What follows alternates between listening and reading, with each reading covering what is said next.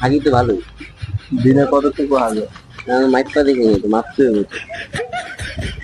তুমি মানে টের পাও না যে পুরো কোমর কি ঘোরা যায় নাকি খালি থাকে? না, টের তো পাই, কিন্তু কোনো সময় তো মাপি নাই। আমি মাপলে কি দিয়া, ডিজিটাল পাল্লা দিয়া না এই যে ইঞ্চি টেপ দিয়ে মাপতে হবে, কোনটা? তোমার হাগার কালারটা কেমন? কালারও কইতে পারতেছি না, ছবি তুললাইন আপনারা দেখাইতে পারি, কারণ আপনি তো একজন হাগা বিশেষজ্ঞ।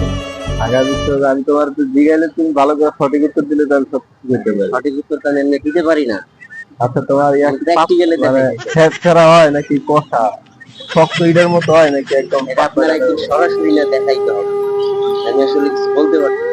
সরাসরি দেখাইলে আপনি বুঝতে পারবেন। কেন তুমি কি চোখ বন্ধ করে যেভাবে চোখ বন্ধ করে কুতুন দিয়ে হাগো?